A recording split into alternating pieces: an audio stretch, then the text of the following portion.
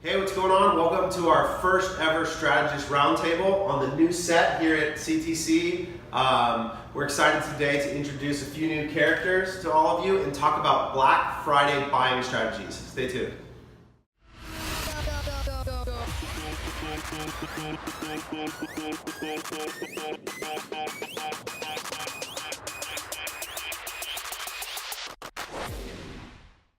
What's going on? We're back, getting in the rhythm of talking and creating content regularly now that we have the set built. Great shout out to Corey and team for getting this set, the new office.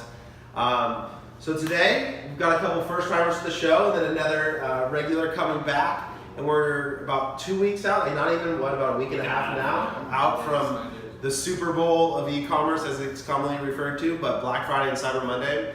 So we have been neck deep trying to plan out for all of our clients the buying strategies that we're going to be using for Black Friday. And last night we were here super late, just wrapping in the conference room. I had my first fight with my wife about being at work too late during Black Friday last night. Yeah, so it really now I know we're doing it. No, it felt like we really kicked off the season right. Like it was like the first time we really, Yeah, exactly. I went through about 3/4 of a gallon of kombucha, and we got in deep last night. So we thought it'd be cool to bring together these guys and just rap a little bit about what we're learning. I think one of the benefits of being an agency is that you get access to tons of data, right? We get access to lots more information than you do individually on the brand side, and so hopefully we can provide some of that insight into the strategies and the things we're learning that we can go and implement on Black Friday, and so hopefully we create some takeaways from there. So maybe we'll start with just some intros here, and then Andrew's going to frame some research that we're doing. So Chris? Yeah, so my name is Chris Johnson. I'm one of the strategists here, so working with brands like Kalo, and just really managing from not only the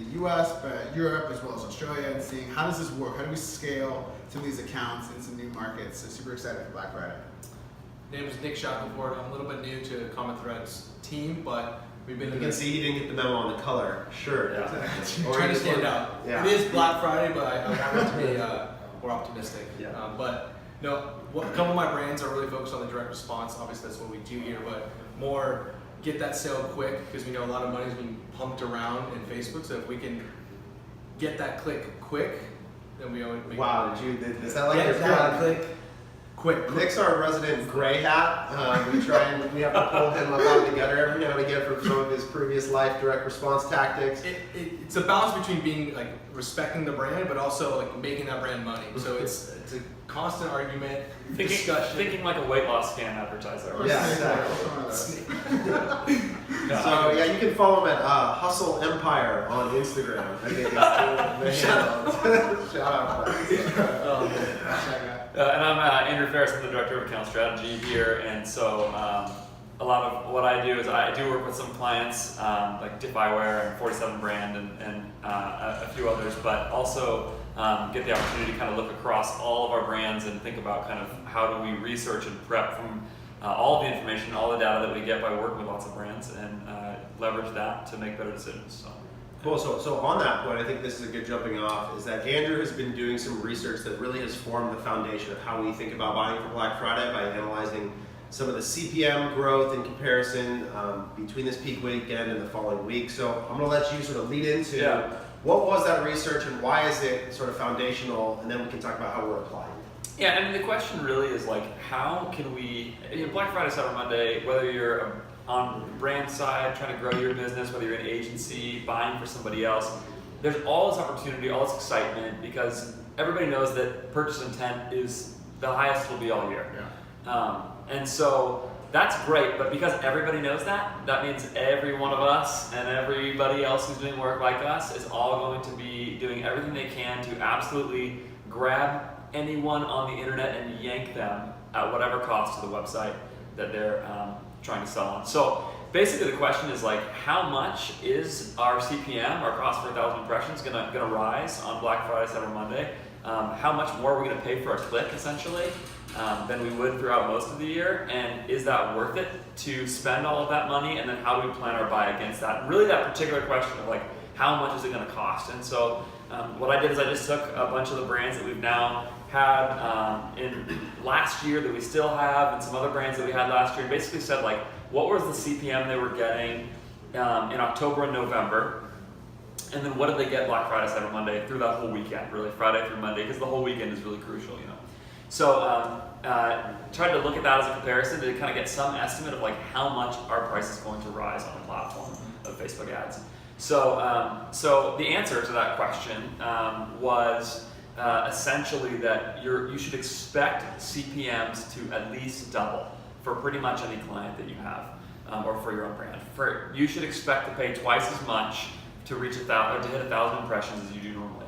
And that's really important because what that amounts to is that you need to weigh that cost against how much of a conversion rate bump you're going to get in the process and potentially an average order value bump, right? We talk about this all the time. Revenue is really, really simple. There's only three variables that go into making money: website visitors, conversion rate, and average order value. So if you're going to pay twice as much for the website visitors, then you need to make that up on conversion rate and average order value somehow. And average order value can be tricky because if you're offering a big discount, now maybe you're going to eat into that. So we paid 2x basically for the CPM, which amounted to 2x for the click as well. And so that kind of frames the whole issue. Great, so that starts to help us understand the cost. And then for us, and I think a question that you'll want to answer, and maybe Chris, you can talk about this process a little bit with one of your clients, because I know they've been hammering you about it, is how do you think about how much to spend based on that information? How do you set a budget for how much you should spend on Black Friday? Yeah, totally. And so even thinking about some of the bigger numbers, we're going to spend more these days, it's going to be a lot more expensive, but it's still going to balance out with the conversion rate. So looking at the months leading up, we're really nimble. Looking at first, how's the month been looking from day one, so November 1st into the first week, and then as we see those CPMs rising, we can say, okay, we can predict here it's going to be a bit more expensive. Let's set aside some more budget for some other techniques that are going to be a little bit cheaper. But we also know we need some flexibility here to spend. And so we backed out some simple budgets saying here's our bare minimum, what we know we need to spend to hit our goal. But we also want to have some room here because last year we saw there was some ceiling we just missed. We didn't get quite the traction we needed because we stopped too early. So we made some room for budget to push a bit more for some of our bigger brands, saying if we start seeing some performance boost, let's make sure we can continue to push it as hard as possible while we have the time to do it. That's a great point. So setting your budgets maybe higher than you would anticipate actually wanting to spend so that you have the agility or flexibility to make a decision to stop versus trying to go, this is going really well, and expand the budget when you may not get that delivery. Yeah, so that's a huge one. So Nick, maybe then, so if we think about then setting budgets and strategy, then how do we think about breaking that up on Facebook as a platform, knowing CPMs are rising, knowing we want to make sure we get enough delivery? How do we think about and approach that within Facebook directly? So directly, I think we start out with a reach and frequency buy. So for those of you that don't know necessarily what that is it's basically a legitimate media buy, right? So you go back, you full insertion order, you're pre-buying media, basically. Right. And so you can do that all the way up into, I think, the day before, where you have to put actual creative in. So we knew that if we backed out, actually go back to the data that Andrew's pulling, if we could back out what we were converting at the certain CPMs, we're able to predict if we can lock in this certain CPM based on how much money we want to spend. Right. So the beautiful thing about reach and frequency is that you basically pre-book the CPM. So you know exactly what you're going to be paying on a CPM level versus it being variable. And so you can do some predictive analysis around the actual output in terms of conversion. Exactly, and that's kind of where Chris was pulling a lot of his numbers saying, I know I can spend this, I can get these CPMs, which means if my conversion rate stays the same on site, we know we have a projection of what revenue that we can provide. So back to the platform, we kind of use it as like our base of reach or frequency, like this money is going to be spent, we're making sure we're budgeted accordingly, and we already have ads that we're going to be building out at each level, which would be prospecting and remarketing and DPA obviously. But within those ladders, we understood that we might not get delivery, right? So if we have X amount of ad sets that we know the audiences are proven, we know we can spend them, our creative is on point, we might have to extend our budgets as well as raise our bids to enter into more auctions, right? So I think that's a really big, that's a great point. Really big point that we need to be talking about is you might be converting consistently right now at a certain bid or if you're on auto, but when everybody starts entering the auctions, what's your strategy of getting delivery, right? Because that's an issue. So testing out, creating multiple ad sets with multiple bid levels to ensure one, you're getting delivery and also to see if you're getting return, right? Right, so this is a big debate here. So everybody likes to come at me because I'm very, I guess what you would call it. Different? I think so. Yeah. So they say different, I just say free-spirited. Yeah. Like, I have a lot of wanderlust in me. Clients love that you're free spirit with your money. Yeah, it's really difficult for me to it's really difficult for me to communicate to a client going, hey, I just need X amount of budget so that I can give you X amount of return. And they go, what does X mean? I go, we'll find out. They don't like that. They don't like that. But what I am learning, being with these people that are very analytical and very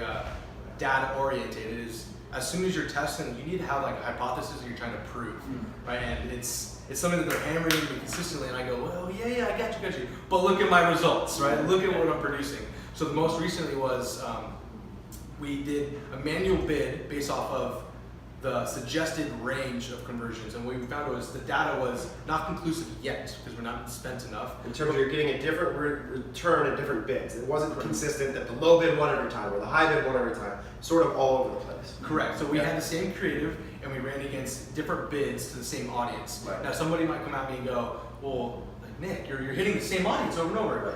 Correct, but you're also entering in different auctions based upon what your bid is. Right. So it's different people at different times. And now looking at it at an analytical level, the decision to bid at that consistent level I guess it's per brand. I think it's a decision we all have to make. Well, I think what you're saying really highlights here is that there's kind of two things that I think you want to be doing at any given time going something like this. So like I have my data that says CPM should double.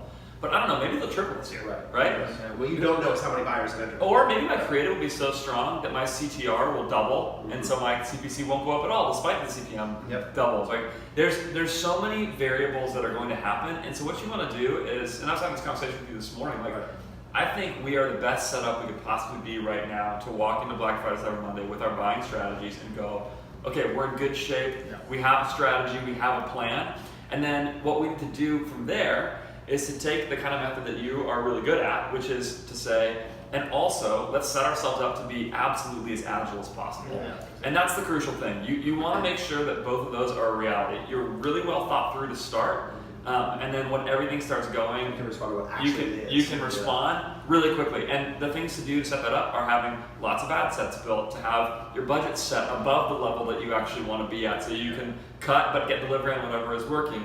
You want to have lots of ads ready to go. You want to have lots of placements, lots of audiences at every single step of the funnel. And so when we're building out these buys, what we're doing is saying, like, how do we create as much agility as possible? So we text you? Is it your lady? Client.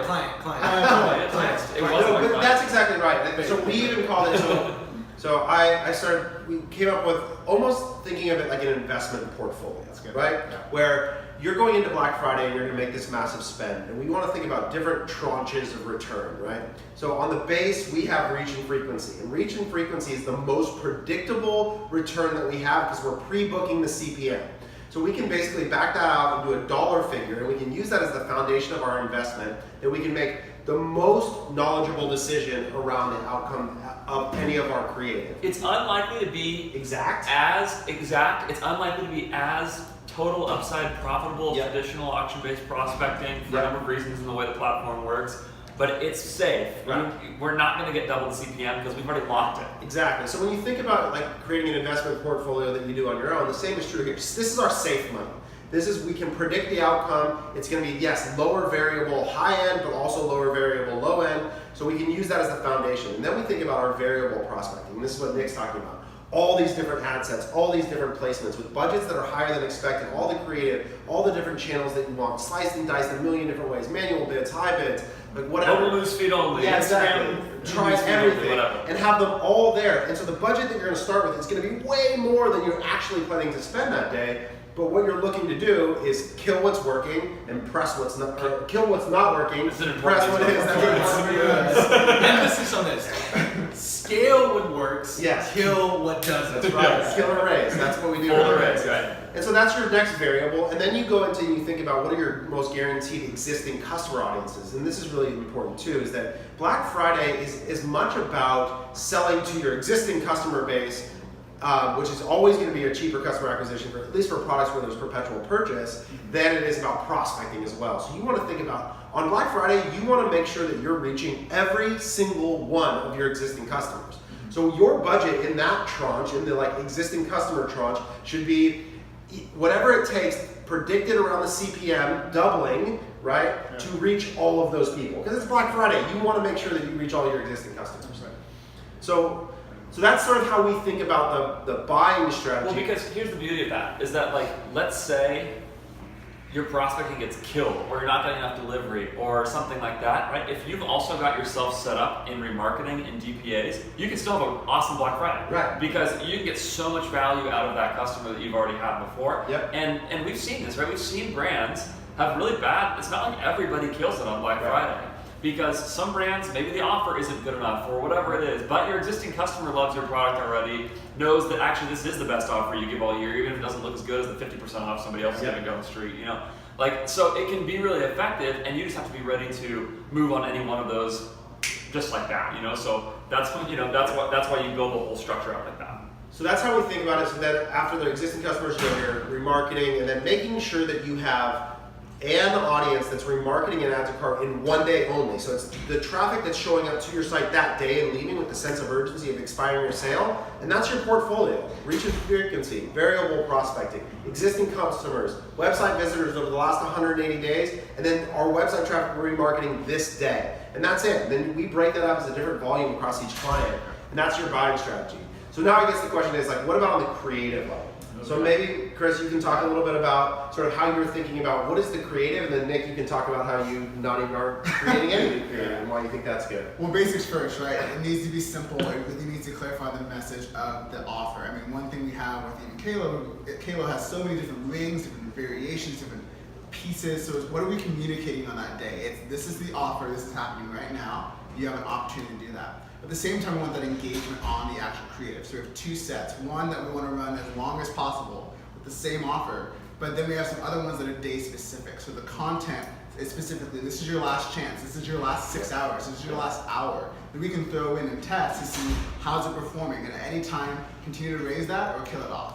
But as well, dynamically changing content for those different parts of the funnel, in a sense, for the day. Are you guys using a lot of video? Are you using static image, carousel? What are you doing in terms of format? Yeah, so we have kind of a full suite. So a lot of it is carousel, it's going to be static image, but as well we have GIFs that we're using that's been working really well this month, as well as video content we just are releasing now. And so we're going to format that a lot for Instagram stories, we're going to use that a lot in the feed, but it's really there to test, see what happens early on, push it out, whatever's working, and then we're not afraid to kill things if it's not working. So.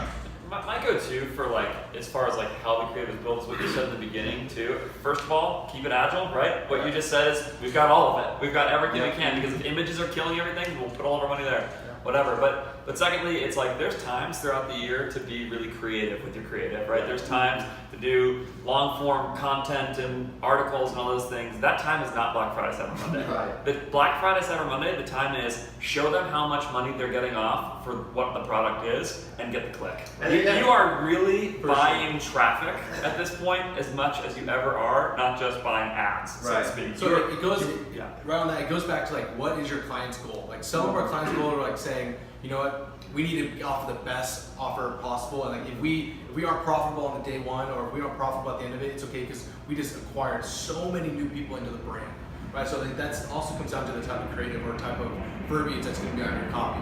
So that, thankfully, none of our clients are that way, and everybody wants to make money on day one to be profitable. So that's like we're very fortunate for that. And we've seen like literally just big letters, 20% off as your image. Like it's one of those times too where I think the text on screen rules are decreased in terms of their application. I don't want to get anybody in any theoretical trouble issues, but we have seen that ads that, like while we wish they required more great creative, literally big bold letters of "this is the sale" have been just as effective as any of the cool lifestyle stuff or video that we've run on that day specifically. Yeah, which feels very pragmatic, but it does work. You know? Clear communication. People are here to shop. Clarity is job number one. Yeah, exactly. So I brought up. So you go tell them about how you don't even like to do. Pointing at me. I can't believe like being creative. we're having the Strategist Roundtable where like effectively the idea here, right, is that like, oh yeah, there's some expertise all around, and Taylor is just sitting here just ripping into one of the guys the entire time. One thing that's important about Nick, which made this group good, is that he. That's why I'm in orange. Exactly why he's in orange. He represents a very direct process that then we circle behind and try and figure out what he's actually doing and what it means. But it's really helpful. So talk about how you think about that's a nice way of putting it. That's a nice way of putting it. And this is a perfect example where the general logic would be, it's Black Friday. I need a new ad that communicates that it's Black Friday and that there's going to be a sale versus just going, this is working, why would I stop running it? And maybe you can talk So about expanding on this, so again, Facebook rewards creative that is resonating and giving the user a good experience, right? So behind that thought process is, okay, I'm about to test a brand new creative that has never been ran before, but just because there's an offer on it, everyone's gonna click it. Like, not necessarily, like, is it gonna get delivery? Is it gonna win an auction? So my thought process, my focus is, yes, I'm doing what Chris is doing. I am creating specific content, but if I have ads with thousands and thousands of comments, shares, and love on it, with all this social proof, versus a brand new ad, all day I'm about to run this with all that money behind it because So you're saying you're going to get the same click-through rate, and now you're just going to get the massive conversion rate increase on the back end. So why do I need a new ad if this And has if the website is going to communicate the sale well, then you have the problem. That goes back to, I remember we recorded one of these like after Black Friday, Cyber Monday last year. We had some takeaways. And I think one of our main takeaways is like, don't hide your sale. Like, make on your website. Like, do everything you can. Don't make it a confusing coupon code with 17 letters and numbers. Like it's a password that you have to put in somewhere. You know, Exactly. like put it right there, in front of your website. Let everybody know what's happening, and get people to go shop. on that point, if your current website is running a slider that if they hit your page and it's going to slide off your offer, it better have that offer again on the next slider. Yes. Because that's Like, let's stay focused here. One thing today. Yeah. It's not the day to get them to the about page. exactly. All right, rad. So this is good stuff. So why don't we go through and maybe let's throw out one tip or one specific thing that you're trying that you think is actually, it's not about that reach and frequency foundation. This is variable outcome. How do we try things that are going to produce maybe better results than we even anticipate right now? Do you have anything? Anybody want to throw anything out? I've got one right away. It's Instagram Stories. Yeah. Instagram Stories is still a relatively new ad placement, and what I'm seeing running it through just kind of regular, not Black Friday, Cyber Monday, is that we're getting really cheap CPMs. Like $1 or sub $1. Yeah, I haven't seen more than 5 so far. Right. I've seen 450 is the max I've seen, and so we're seeing really cheap CPMs, and so coming with that is really cheap clicks. Except that traffic so far is not converting great, which tells me maybe the kind of optimization on the algorithm side of this thing is not doing great yet. But the thing is, all traffic is conversion traffic on Black Friday or Cyber Monday, right? The point is like, you're gonna get such a conversion rate boost because purchase intent is so high that your traditional kind of like conversion audience in Facebook, if you think of it that way, throw it out. That's part of why reach and frequency works as well. Yep. Is that like anybody who gets to a website, there's a good chance that you can get them to buy on Black Friday, Cyber Monday. So I'm really interested in taking Instagram Stories where I know there's under adoption on the advertiser side and there's lots of user adoption happening, and running ads there to see if maybe the CPM won't. I'm wondering if the CPM is even going to jump as much as it will elsewhere, or if advertisers are just not adopting it enough. And if that's the case, I'm going to be spending lots and lots of client dollars on Instagram Stories. But same thing, be agile. Maybe I'll cut it 3 hours in because it won't work. You know. Boom. You guys got anything? Yeah, I think one thing is when you have maybe a brand that's been showing your ads a lot of frequency to the same people. We're just going wide. We're saying let's just go as wide as possible on this day. This is our chance to spend the dollars. Go a little bit wider than we usually think. I think sometimes we think about being too focused, being too specific. But on this day, there's new audiences we could capture. So we're really going wider this year, saying what can we do? We can always kill it off. We can always stop. But we want to be prepared to go wide and then cut back if we have to. That's so good, Chris. I think people really underestimate the value of this day to reach new audiences that you don't reach in your traditional campaigns. Yeah. Come on, hot tip. What you got? Let me pull into my black hat. Okay. So I think I have 2 takeaways. So my initial launch was going to be mobile focused, very mobile focused, but that led me to understanding like your mobile experience needs to be perfect, right? So it goes back to your ad can be great, your copy can be great, but if they're going to land on that page, where are you dropping them on that page? Are you doing collection? Are you doing a home page? The ad, the offer needs to be communicated all the way down to the PDP, right? Because if I'm running most of my ads from, if I'm running most of my ads to a PDP page and the offer isn't right in front of them, they're not going to understand what deal they're going to get. So you can't wait. Make sure your checkout offer is consistent from the home page, the category page, the PDP page, checkout page, everywhere. It's good. I'll throw out one. When you go to buy your reach and frequency, it's like Russian roulette. Play around, refresh the page, try different audiences. That CPM will change every time you do it because what's happening is people are buying and pulling out bids and back and forth. Like last night, we saw CPMs at the beginning of a meeting that rose 40% by the end of them, and we had, like, it's the Wild West in terms of that region frequency bidding. Do it soon, and as soon as you get the CPM that you know is the one that you want, book it, because that will change. It's like plane flights, or it's like a really variable marketplace. So make sure you're doing that. So Instagram stories, going broad, I like that a lot. And what? Mobile experience. Oh yeah. Mobile experience. Make sure your offers are communicated everywhere. I also would break out your remarketing for product view and add to cart to one day, and use that urgency messaging that Chris talked about. Those things will all help you on Black Friday. What's your advice? So let's say someone's looking, they want to pre-book buys right now. Yeah. It's scary, right? This is money I'm putting aside that I don't have access to on Black Friday. And to be clear, you can kill it. Facebook will slap your hand, but if you're a small buyer, it shouldn't be too big a deal. But continue. But I'm gonna say, so what would you say to someone who's maybe on the fence, considering it, thinking, I want to, it sounds like a good plan, but I'm nervous because I don't have access to that necessarily. That's a great, I would use the CPM. Yeah, here's what I would do, and this is what we did to plan these out ourselves, right? We looked at like historic reach and frequency buys against regular prospecting. And what you need to know about a reach frequency buy is your click-through rate will be lower than it traditionally is, because you're not reaching the sort of the traditional like conversion audience. Right.